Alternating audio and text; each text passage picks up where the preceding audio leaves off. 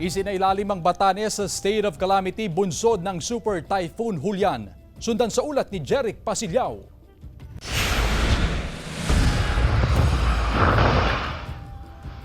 Isinailalim na sa state of calamity ang lalawigan ng Batanes kasunod ng matinding pananalasa ng Super Typhoon Julian.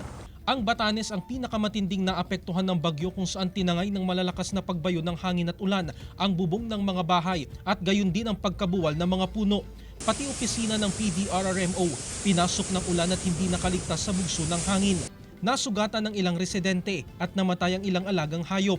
Limitado ngayon ang supply ng kuryente, tubig at linya ng komunikasyon sa probinsya. Sa Uyugan, bumigay na rin ang bahagi ng bubong ng isang simbahan. Sa initial damage assessment report ng PDRRMO, umabot na sa 2,463 ang bilang ng mga napinsalang kabahayan ng bagyo. Nasira rin ang lahat ng agricultural crops na tinatayang nasa 4 million pesos ang halaga.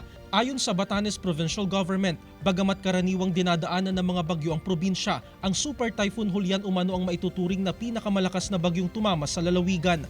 Jeric Pasilyao, 1 North Central Luzon.